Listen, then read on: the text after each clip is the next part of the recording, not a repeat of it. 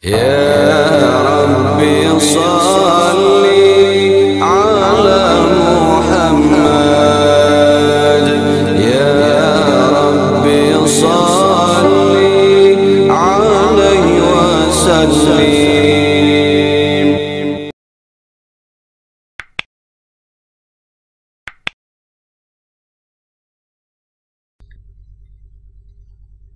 Kaum Salafi dan Wahabi sering mengajukan dalil tentang perintah mengikuti sunnah Rasulullah SAW dan para sahabat beliau dalam rangka mengharamkan bid'ah yang mereka tuduhkan.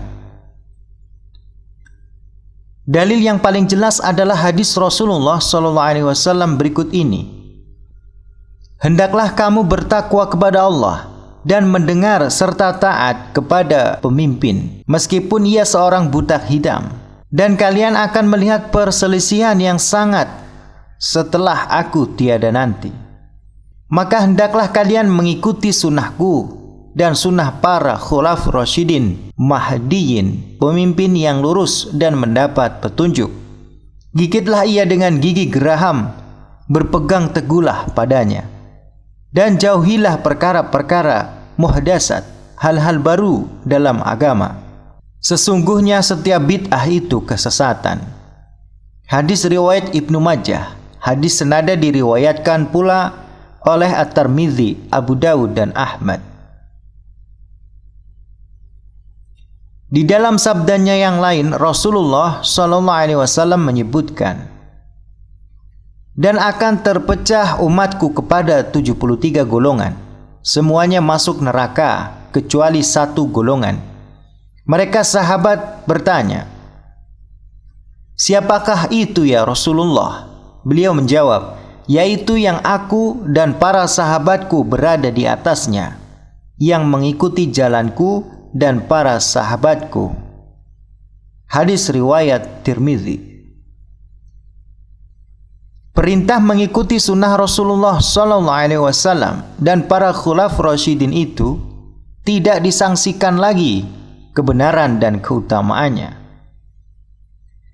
Hanya dengan cara itulah kita dapat menjalani kehidupan dengan selamat di dunia dan di akhirat.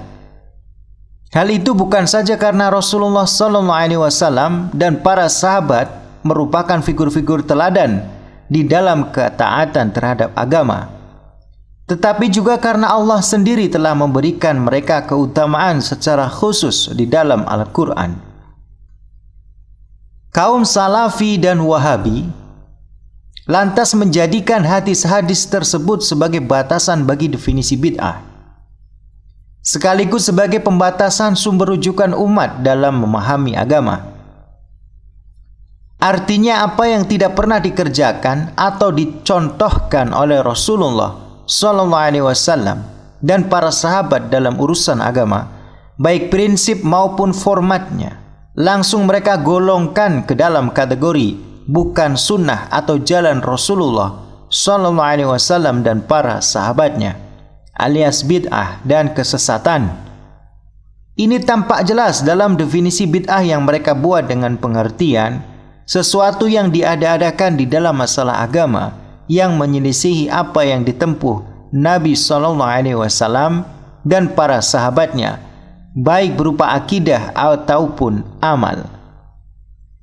Lihat ensiklopedia bid'ah halaman 71.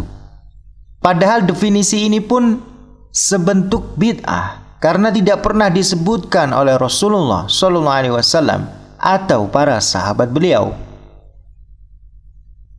Pada perkembangannya, mereka memberikan ruang lebih luas bagi umat Islam untuk mengikuti juga orang-orang yang hidup di masa setelah sahabat, yaitu para tabi'in yang kemudian disebut dengan generasi salaf. Hal ini disimpulkan dari sabda Rasulullah SAW. Sebaik-baik umatku adalah pada masaku, kemudian masa orang-orang sesudah mereka, kemudian masa orang-orang sesudah mereka. Hadis riwayat Bukhari.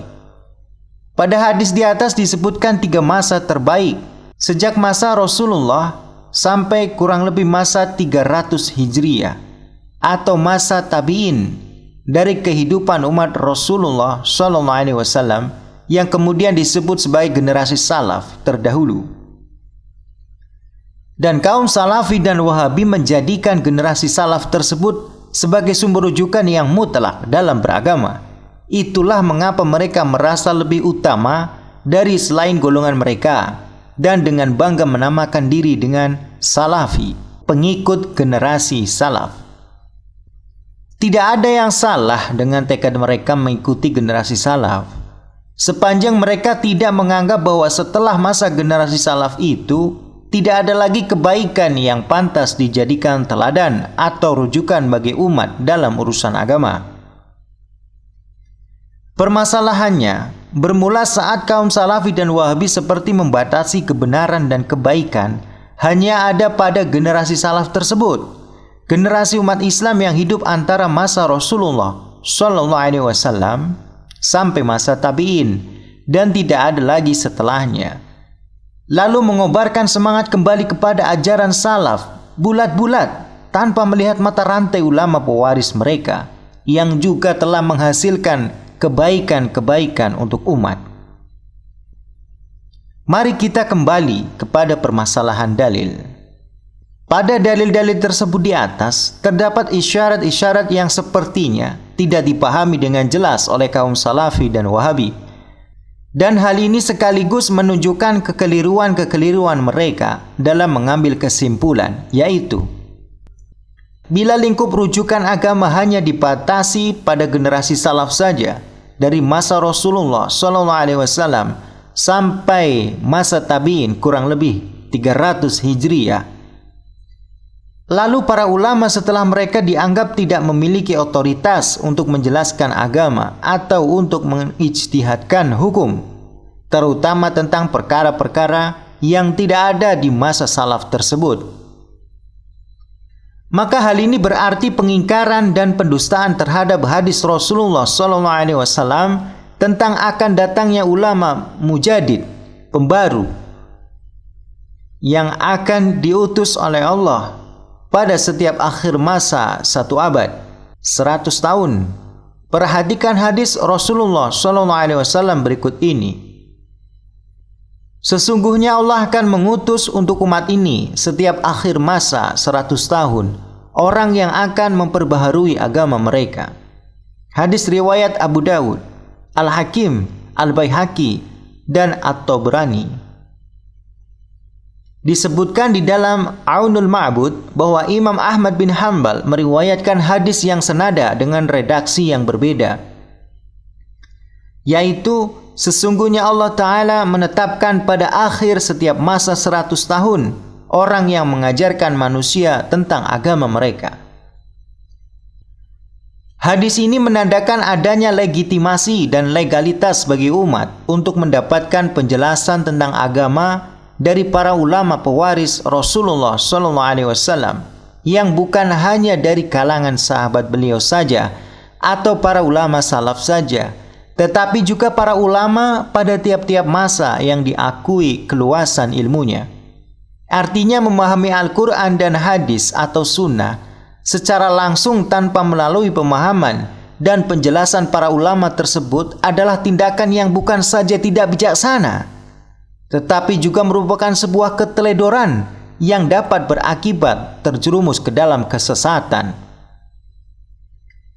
Itulah rahasia kenapa Rasulullah SAW bersabda demikian, karena beliau menyadari betul keadaan umatnya di masa belakangan yang sangat jauh jaraknya dari masa hidup beliau dan sangat berbeda kualitas keimanannya dibandingkan para sahabat atau para tabi'in.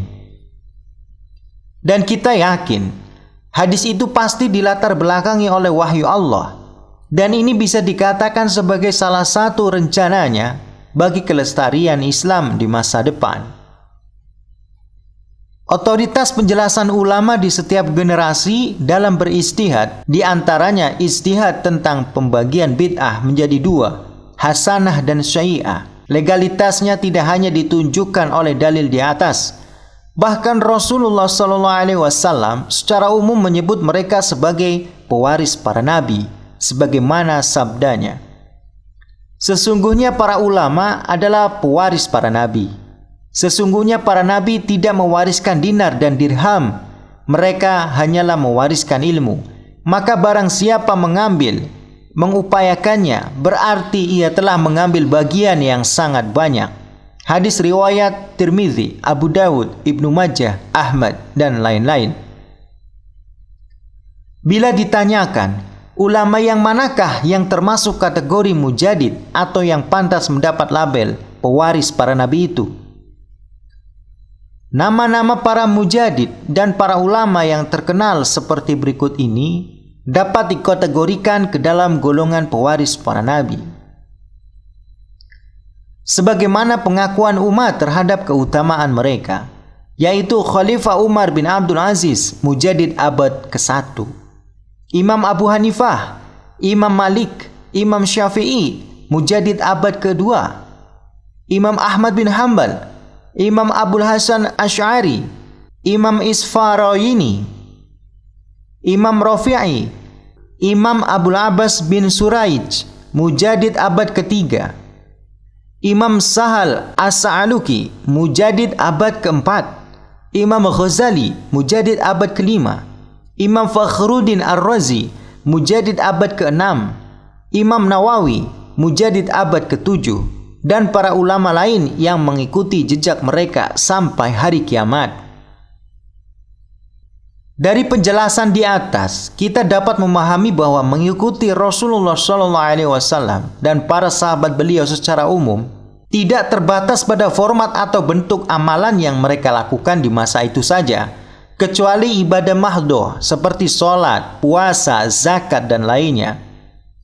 Tetapi juga pada cara-cara mereka berijtihad, berinovasi, dan berkreasi untuk menetapkan atau menciptakan sunnah hasanah, ketetapan atau kebiasaan yang baik, yang secara jelas telah diketahui kebaikan dan maslahatnya di dalam pandangan agama. Berinovasi dan berkreasi dalam kebaikan adalah suatu kebutuhan, terlebih lagi di zaman-zaman belakangan di mana umat Islam sudah semakin rendah kualitas keberagamaannya dan kurang perhatian terhadap ajaran agama. Tentu landasannya bukan karena ingin membikin syariat baru, bukan pula untuk menambah-nambah agama, karena batasan-batasan antara perkara pokok atau ibadah di dalam agama dengan amalan kebajikan yang universal adalah jelas. Tidak mungkin hal itu diabaikan oleh para ulama. Lagi pula, dalam hal ini, mereka tetap mendasarinya dengan dalil-dalil yang secara implisit atau eksplisit mengisyaratkan kebolehannya, bukan dengan dorongan hawa nafsu, sebagaimana dituduhkan oleh kaum Salafi dan Wahabi. Keprihatinan mereka terhadap keadaan umatlah yang membuat mereka perlu melakukan inovasi itu. Fenomena menganggap baik dan mengamalkan bahkan menganjurkan kegiatan-kegiatan berbau agama seperti peringatan Maulid Nabi Muhammad SAW, zikir berjamaah, tahlilan, ziarah kubur, dan lain sebagainya adalah gambaran jelas dari upaya para ulama dalam memelihara kebaikan hidup umat Islam,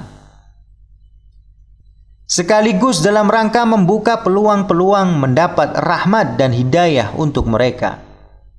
Dengan mengikuti kegiatan-kegiatan tersebut, entah sengaja atau tidak sengaja, umat terhitung melakukan kebaikan berupa zikir kepada Allah, bersolawat kepada Rasulullah SAW, silaturahmi, mendengar nasihat dari ulama, dan berbagi rezeki antar sesama.